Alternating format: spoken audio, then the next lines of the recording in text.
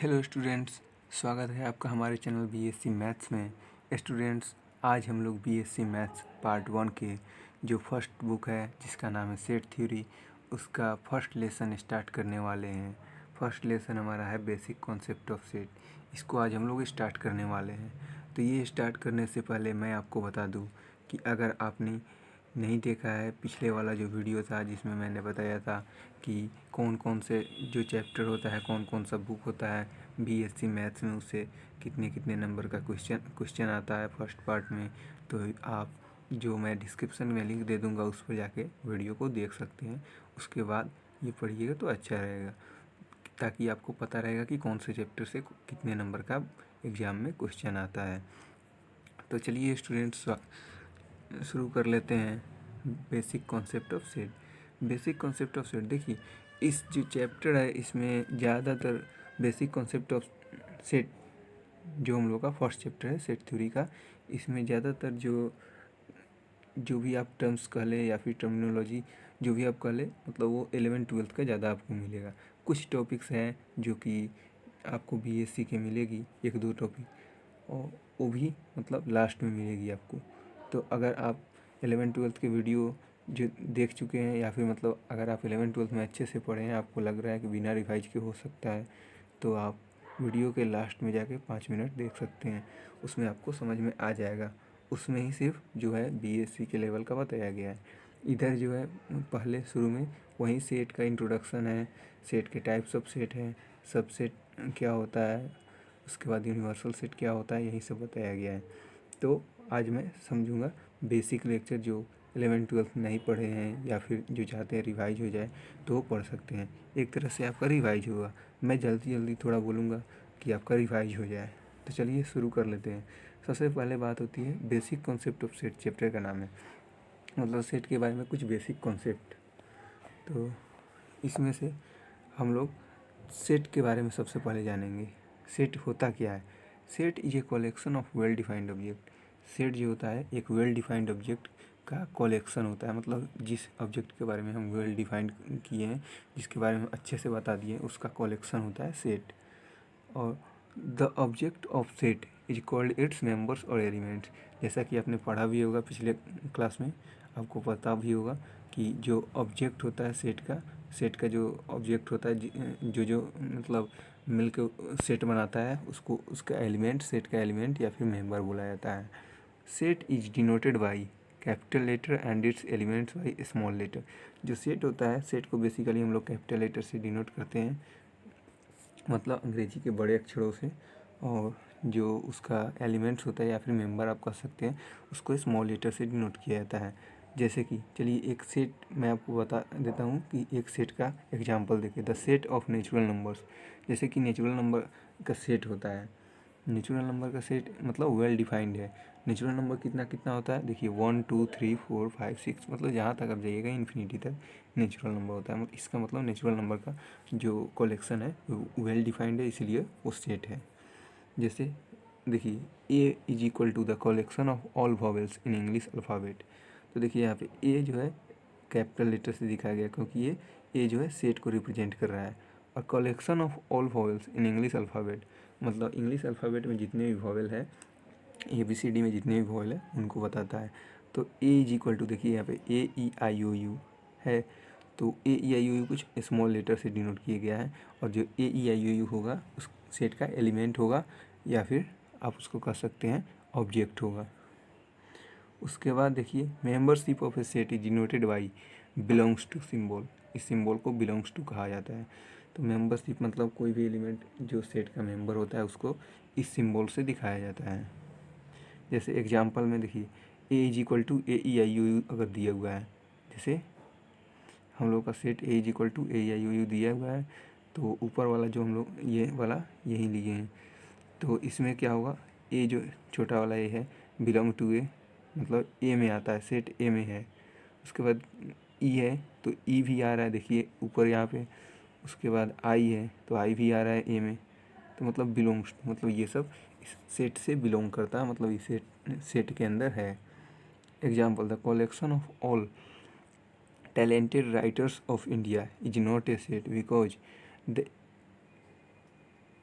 Existence of talent is not determined, मतलब जो कह सकते हैं, अगर हम कह रहे हैं कि हाँ collection of all talented writer, तो मतलब हम कह रहे हैं कि जो कलेक्शन है टैलेंटेड राइटर का, तो इसमें हम ये नहीं बता रहे हैं कि टैलेंट तक किस चीज़ से कैसे है, तो इसीलिए वेल डिफाइंड नहीं है तो सेट नहीं होगा।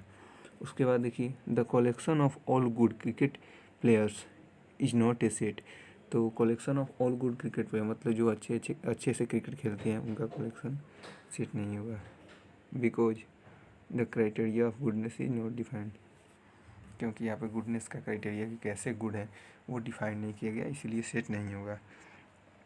उसके बाद हम लोग देखते हैं method of representing A set की, या फिर डिस्क्राइबिंग ए सेट, मतलब एक सेट अगर दिया हुआ है तो उसको डिस्क्राइब कैसे करें, लिखे कैसे।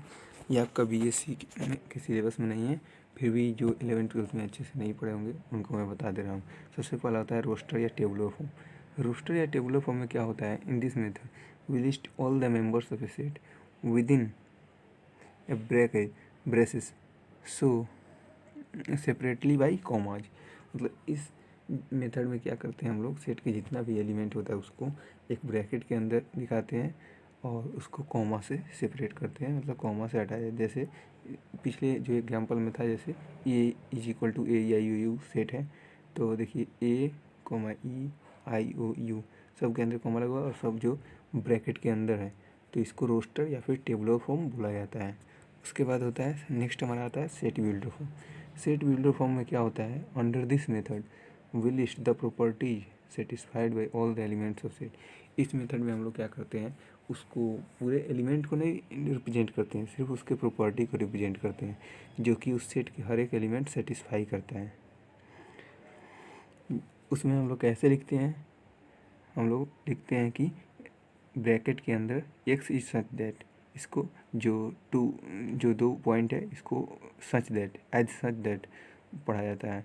X is such that x has property P, अगर मान लीजिए कि all element satisfy property P, उस सेट का हर एक एलिमेंट पी प्रॉपर्टी को सेटिस्फाई कर रहा है, तो हम लोग कहेंगे कि x is such that x has property P, उसको ऐसे रिप्रेजेंट किया जाता है। जैसे मान लीजिए हमारा ए इज इक्वल टू 3, 6, 9, 12, 15 दिया हुआ है, तो आप देख रहे हैं कि ये जो है 3 का मल्टीपल है, 3 इंटू 1 इज इक्वल टू 3 होता है, 3 इंटू 2, फिर इधर 3 इंटू 3, 3 इंटू 4, 3 इंटू 5, मतलब 5 तक दिया हुआ, मतलब 5 मल्टीपल तक दिया हुआ है।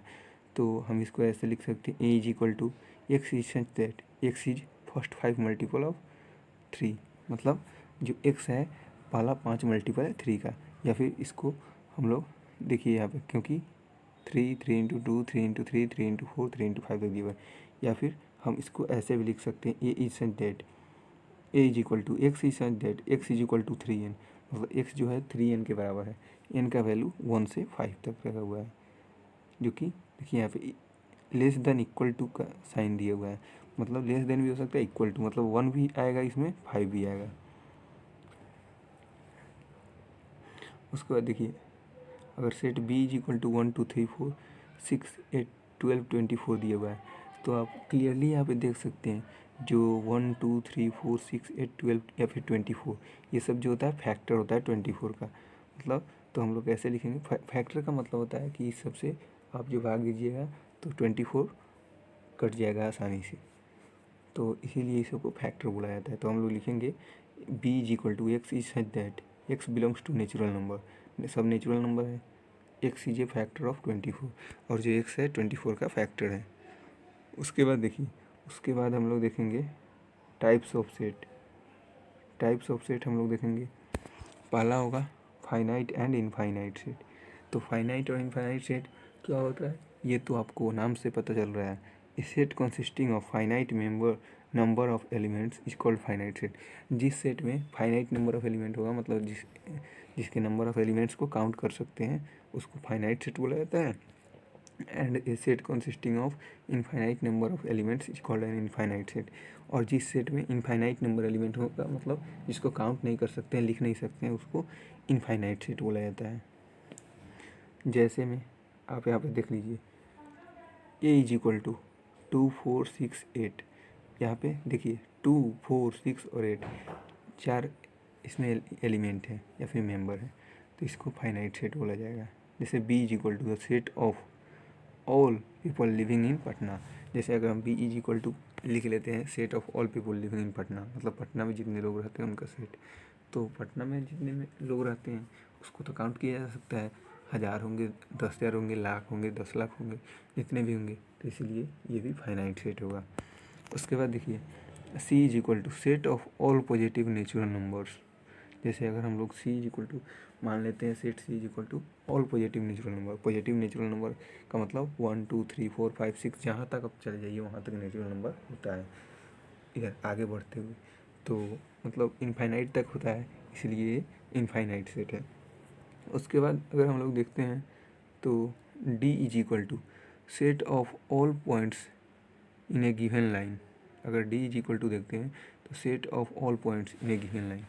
एक लाइन है, कोई लाइन मान लीजिए कि एक लंबा सा लाइन है, तो उस पर जितना पॉइंट होगा था, पॉइंट कितना होता है, इनफाइनाइट पॉइंट होता है किसी भी लाइन पे, तो इसीलिए इनफाइनाइट सेट होगा। चलिए उसके बाद हम लोगों का जो सेकेंड नंबर आता है, सेकेंड टाइप, वो होता है नल सेट या एम्प्टी सेट। इसको भी वॉइड सेट भी बोला जाता है। A set consisting of no any element is called null set और एम्प्टी सेट। एक ऐसा सेट जिसमें एक भी एलिमेंट नहीं होगा, इसको नल या एम्प्टी सेट बोला जाता है। ये तो नाम से क्लियर हो रहा है। जैसे A is equal to set of all negative natural number.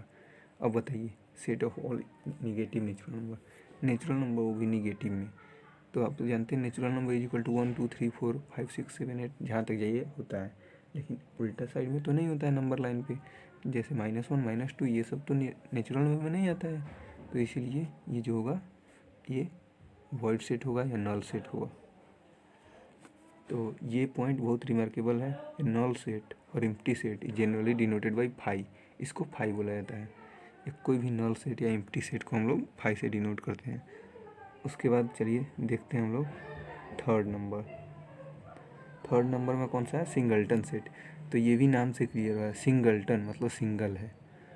A set consisting of only one element is called a singleton set. एक ऐसा सेट जिसमें कि सिर्फ और सिर्फ एक एलिमेंट हो, मतलब एक ही एलिमेंट या एक ही ऑब्जेक्ट उसमें होता है, उसको सिंगल्टन सेट बोला जाता है।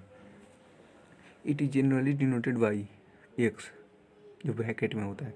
एक्स यहाँ पे एक्स का मतलब ये नहीं कि हमेशा एक्स से डिनोट किया, मतलब एक्स का मतलब है कि इसका जो एलिमेंट होगा, मान लीजिए यहाँ पे इसका एलिमेंट अगर 2 रहेगा तो इसको 2 को ब्रैकेट के अंदर लिखा जाएगा। देखिए जैसे लिखा हुआ where x is its element, जहाँ पे एक्स उसका जो एलिमेंट होगा। एग्जाम्पल, एक्स ब्रैकेट में अगर 2 दिया हुआ है तो ए सिंगल्टन सेट, जो ब्रैकेट में अगर 2 दिया हुआ है ऐसे तो सिंगल्टन सेट होता है, जिसका एलिमेंट क्या है, एक ही एलिमेंट है 2। उसके बाद देखिए फोर्थ नंबर में हम लोगों का होता है इक्वल सेट। इक्वल सेट ये भी हम लोगों का नाम से क्लियर हो रहा है। 2 non empty sets A and B are said to be equal if they have exactly the same element.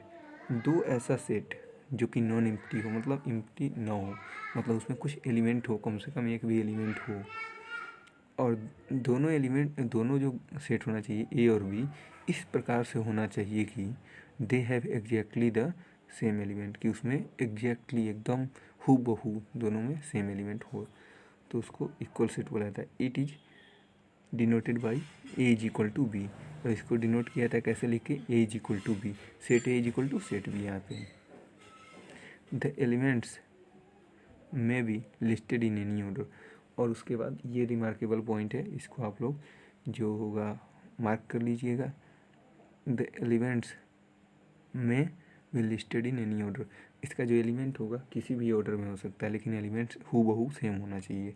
जैसे कि देखिए यहाँ पे दिया हुआ है ए इज इक्वल टू 2 4 6 दिया हुआ है, और बी इज इक्वल टू दिया हुआ है 6 2 4, लेकिन देखिए इसमें भी 2 है, इसमें भी 2 है, फिर इसमें भी 6 है, इसमें भी 6 है, इसमें भी 4 है, इसमें भी 4 है, तो मतलब तीनों में और 3 एलिमेंट ही हैं, तो इसीलिए ए इज इक्वल टू बी हम लोग लिख सकते हैं। उसके बाद हम लोग बात करते हैं अगर फिफ्थ नंबर की, तो उसके बाद आ जाता है इक्विवेलेंट सेट। इक्विवेलेंट सेट भी नाम से क्लियर हो रहा है, इक्विवेलेंट मतलब लगभग बराबर। 2 finite sets A and B are said to be equivalent if they have same number of elements. दो सेट ऐसा जो कि दोनों फाइनाइट हो, तो इनफाइनाइट सेट नहीं होना चाहिए, फाइनाइट सेट होना चाहिए। और if they have the same number of element, और उसमें नंबर ऑफ एलिमेंट सेम होना चाहिए। मतलब अगर दो सेट है ए और बी और उसमें जो number of elements in A, देखिए यहाँ पे एन ए दिया हुआ, मतलब number of elements in A is equal to n B, मतलब number of elements in B. Number of elements in A को एन ए से डिनोट किया था, number of elements in B को एन बी से डिनोट किया था। तो दोनों में अगर n A is equal to n B मतलब नंबर ऑफ एलिमेंट्स दोनों सेट में सेम होगा, तो वो होगा इक्विवेलेंट सेट। जैसे कि ए इज इक्वल टू 2 4 6 दिया हुआ है, ए इज इक्वल टू देखिए यहाँ फिर से 2 4 6 दिया हुआ, बी इज इक्वल टू 1 2 3 दिया हुआ। तो देखिए यहाँ पे भी 3 एलिमेंट है, 2 4 और 6 3 एलिमेंट है। N A is equal to 3 और यहाँ पे बी में देखिए 1 2 3 3 एलिमेंट है, n B is equal to भी 3 है। तो n A is equal to n B, यहाँ पे दोनों इक्विवेलेंट है। N A is equal to n B मतलब number of elements in A is equal to number of element. देखिए यहाँ पे इक्वल सेट में A is equal to B होगा, set A is equal to set B, लेकिन equivalent set में n A is equal to n B मतलब number of elements दोनों में सेम होगा। So sets A and B are equal equivalent set. जो set A और set B होगा वो हमारा इक्विवेलेंट होगा। उसके बाद हम लोग बात करते हैं जो सबसेट की। तो देखिए सबसेट क्या होता है। If there is given any two sets A and B, देखिए अगर दो सेट दिया होगा, इसको अच्छे से समझिएगा। If there is given any two sets A and B, अगर दो सेट दिया हुआ है ए और बी, अगर आप नहीं समझे हैं तो 11th 12th में अच्छे से नहीं पढ़े हैं तो इसको अच्छे से समझिएगा। अगर दो कोई सेट दिया हुआ है ए और B such that every element of A B is in B, such that every element of A is in B, ऐसा दो सेट दिए हुए ए और बी इस तरह की एवरी एलिमेंट ऑफ ए का हर एक element is in B, B में हो, मतलब ए में जो जो एलिमेंट हो सब बी में रहना चाहिए। Then A is said to be subset of B, तब जो ए को कहा जाएगा बी का सबसेट। अगर ए का हर एक एलिमेंट बी में हो तो ए बी का सबसेट हो जाएगा। समझ में आई? ए का अगर एलिमेंट हर एक एलिमेंट बी में हो, हर एक एलिमेंट ए का होना चाहिए बी में, तो सबसेट होगा बी का ए। और इसको डिनोट कैसे किया जाता है? Denoted by A is subset of B. देखिए ये जो सिंबल होता है इसको सबसेट ऑफ बोला जाता है। A is subset of B, that is, इसको इस तरह से भी रिप्रेजेंट कर सकते हैं।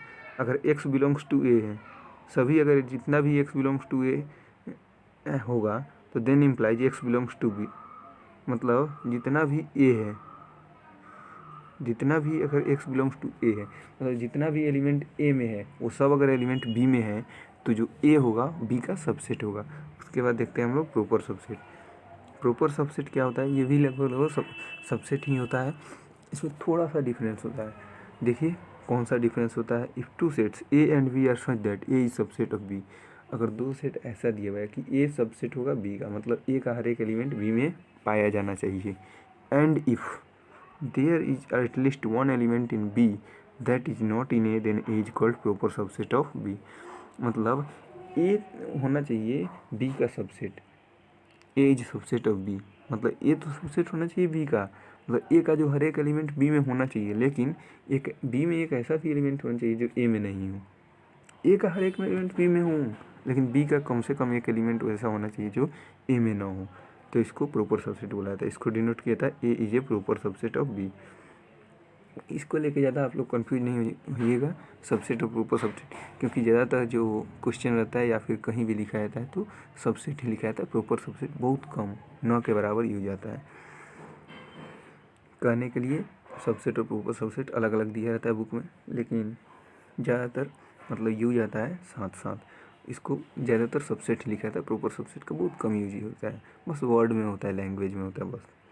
जैसे दिए हुआ है ए इज इक्वल टू 1 2 3, अगर कोई सेट दिया हुआ है set A is equal to 1 2 3 और set B is equal to 2 3 4 दिया हुआ है, तो देखिए यहाँ पे 2 3 4 1 दिया हुआ है, सॉरी, तो देखिए 1 ए में 1 है 1 2 3, और देखिए यहाँ पे इधर 1 है, इधर 2 है, इधर 3 है। बी में 1 2 3 भी है, लेकिन यहाँ पे 4 एक ज़्यादा है जो कि ए में नहीं है। तो मतलब जो ए का हर एक एलिमेंट बी में है, लेकिन बी में एक ऐसा भी एलिमेंट है जो कि ए में नहीं है, इसीलिए जो ए होगा, देखिए 4 belong to 3, 4 belong to B and 4 does not belong to. 4 जो है बी में तो है लेकिन ए में नहीं है। इसके मतलब जो होगा ए बी का प्रॉपर सबसेट होगा। A is a proper subset of B. जैसे कि मान लीजिए यहाँ पे सी इज इक्वल टू 2,4, अगर सी 2,4 दिया हुआ है, डी इज इक्वल टू 1 2 3 4 दिया हुआ है। तो देखिए जैसे 2 और 4 है, 2 और 4 इसमें भी है लेकिन इसमें 1 और 3 ऐसा एलिमेंट 2 है जो कि सी में नहीं है। तो इसीलिए जो होगा सी होगा प्रॉपर सबसेट ऑफ डी होगा। यहाँ पे आप लिख दीजिएगा C is proper subset of D. देखिए यहाँ पे मैं आपको लिख दिया हूँ C is proper subset of D, आपको कन्फ्यूजन नहीं होना चाहिए। उसके बाद बात करते हैं नेक्स्ट की। तो उसके बाद एक इम्पोर्टेंट पॉइंट हम लोगों का आ जाता है, जो कि इम्पोर्टेंट पॉइंट क्या है, एक मिनट, इम्पोर्टेंट पॉइंट क्या है देखिएगा। Every set is a subset of itself, मतलब हर एक जो सेट होता है खुद का सबसेट होता है। कैसे होता है, तो मतलब अगर सेट मान लीजिए कोई ए है तो ए का जितना एलिमेंट होगा खुद में होगा कि नहीं होगा, तो मतलब हर एक जो सेट होता है खुद का सबसेट होता है। ये बात आप लोगों को भी पढ़नी थी 11th-12th में। ये दो तीनों चीज़ें बहुत ज़्यादा इम्पोर्टेंट है, ये आप लोग याद रखिएगा, नहीं तो मतलब आगे दिक्कत आ सकता है आपको प्रूव करने में, थ्योरम प्रूव करने में, या फिर जो भी एग्जाम्पल वगैरह होगा ये सब बनाने में।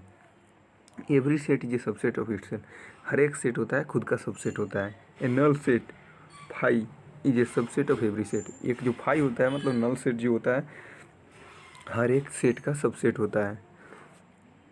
If A is a subset of B and B is a subset of C, अगर ए जो है बी का सबसेट है और जो बी है सी का सबसेट है, then A is a subset of C, तो जो ए होगा वो सी का सबसेट होगा। ये हम लोग इस तरह से भी लिख सकते हैं, A is a subset of B and B is a subset of C, then implies A is subset of C. इसको देन इम्प्लाइज पढ़ा जाता है। मतलब अगर ए सबसेट, ए बी का सबसेट है और बी सी का सबसेट है तो ए सी का सबसेट होगा। उसके बाद हम लोग बात करते हैं तो नंबर ऑफ सबसेट्स। देखिए हम लोग तो जान गए कि सबसेट कैसे निकाला है, सबसेट मतलब होता क्या है, लेकिन हम नंबर ऑफ सबसेट होता क्या है ये तो हम लोग इसमें सीखेंगे। सबसेट निकाला कैसे आता है ये भी सीखेंगे। जैसे set consisting of n elements has 2 to the power n subset, किसी भी सेट, कोई भी वैसा सेट हो जिसमें अगर एलिमेंट्स कितना हो, n हो। जैसे कि देखिए यहाँ पे a इज इक्वल टू जो सेट दिया इसमें 2 एलिमेंट है, 1 और 2, 2 एलिमेंट है। तो अगर इसमें 2 एलिमेंट है तो इसका जो सबसेट होगा वो कितना होगा, ऐसे क्वेश्चन में आपको पूछ सकता है। तो a set consisting of n element है 2 to the power n subset, जिस सेट में n एलिमेंट हो तो उसका सबसेट का नंबर कितना होता है 2 टू द पावर n, 2 का पावर n, जहाँ n होगा कितना, n का मतलब है कितना उसमें एलिमेंट है। जैसे a इज इक्वल टू 1,2, 1 और 2 मतलब 2 उसमें एलिमेंट है a में, तो इसका कितना नंबर ऑफ सबसेट कितना होगा 2 का पावर n। तो n इसमें कितना इसमें मतलब एलिमेंट है, 1 और 2, 2 एलिमेंट है तो 2 का पावर 2, 2 का पावर n के जगह पर 2 का पावर 2, तो 2 का पावर 2 इज इक्वल टू कितना होता है 4, मतलब 4 इसका सबसेट होगा। और देखिए सबसेट निकालते कैसे हैं, सबसेट पहले लिखा जाता है, सबसे पहले पहला सबसेट होता है फाई। देखिए यहाँ पे हम लोग अभी पढ़े हैं कि a null set phi is a subset of every set, जो हर एक सेट का ये सबसेट होता है नल सेट। तो इसीलिए सबसे पहले फाई लिखा जाता है, उसके बाद जो फर्स्ट एलिमेंट है उसको लिख दिया जाता है सेट के अंदर, उसके बाद जो सेकेंड एलिमेंट उसको सेट के अंदर, उसके बाद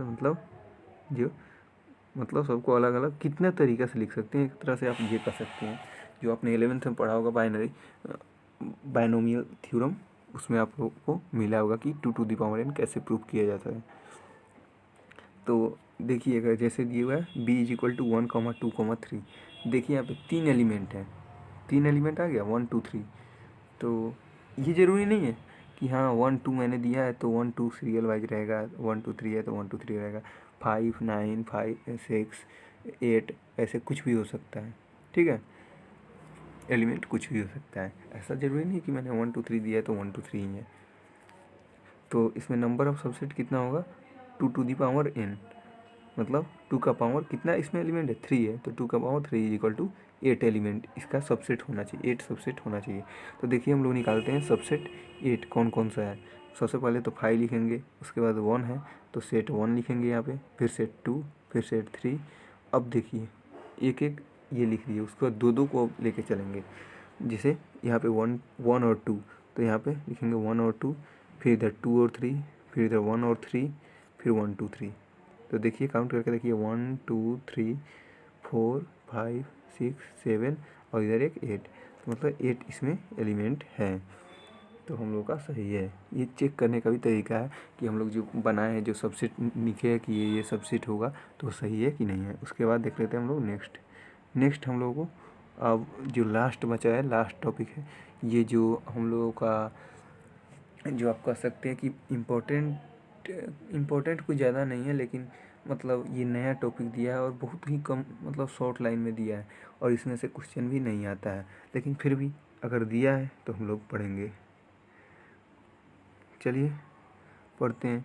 ए set whose all members are set themselves is known as family of set. एक ऐसा सेट जिसका जो हर एक एलिमेंट हो या फिर मेंबर आप कह सकते हैं वो हो, वो भी एक सेट हो, मतलब एक ऐसा सेट जैसे ए इज इक्वल टू 1,2,3 दिया हुआ है, तो 1 2 3 इसका एलिमेंट हो गया। तो ऐसा सेट जिसका हर एक एलिमेंट, हर एक जो मेंबर हो, जैसे मैं आपको लिख के दिखा देता हूँ। देखिए जैसे यहाँ पे सेट ए दिया हुआ है, set A is equal to 1,2,3 है, तो इसका अगर एलिमेंट पूछेगा तो एलिमेंट कितना होगा, पहला तो एलिमेंट 1 हो जाएगा, फिर हमारा 2 हो जाएगा, दूसरा एलिमेंट, और फिर 3 हो जाएगा। तो मतलब ये सब हमारा इस सेट का एलिमेंट हो गया। तो ऐसे ही ऐसा सेट, मान लीजिए कोई सेट ए है जिसका जो हर एक एलिमेंट हो, वो हर एक एलिमेंट क्या चीज़ होना चाहिए, एक सेट होना चाहिए, एक सेट होना चाहिए। तो उसको हम लोग बोलते हैं फैमिली ऑफ सेट। ठीक है। उसके बाद हम लोग देखते हैं indexed family of set. Indexed family of set क्या होता है, तो let I be the fixed non empty set. मान लेते हैं कोई आई कोई एक नॉन एम्प्टी सेट है विथ एलिमेंट लिटिल आई। देखिए यहाँ पे एक मिस कर रहा है, little i. And let there be defined a set for every i belong to I. देखिए यहाँ पे लिखा हुआ है आई बिलोंग टू आई, जो कि मतलब एक आई होना चाहिए, जो बड़ा आई होना चाहिए। नॉन एम्प्टी सेट एक ऐसा नॉन एम्प्टी सेट होना चाहिए और जिसमें डिफाइन होना चाहिए एक सेट, एक मतलब एक सेट नहीं, मतलब बहुत ज़्यादा सेट डिफाइंड होना चाहिए हर एक आई जो कि सेट आई से बिलोंग करता है। Then the family of set A i. यहाँ पे देखिए फ्रेश नहीं दिखाई दे रहा होगा, तो मैं यहाँ पे आपको लिख देता हूँ, यहाँ पे जो ए आई दिया हुआ है।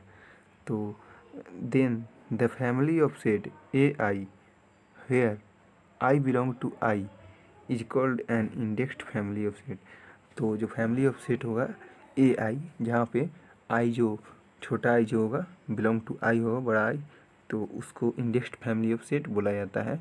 और जो सेट होता है and the set is called index set, और जो सेट होता है उसको इंडेक्स सेट बोला जाता है। तो चलिए स्टूडेंट्स, ये तो थी हम लोग की जो पूरी स्टोरी इस चैप्टर की। तो इसके बाद हम लोग जो सोल्व करने वाले हैं वो होगा, हम लोग लालजी प्रसाद के बुक से सोल्व करेंगे सेट थ्योरी के एक्सरसाइज 1 हम लोग सोल्व करेंगे।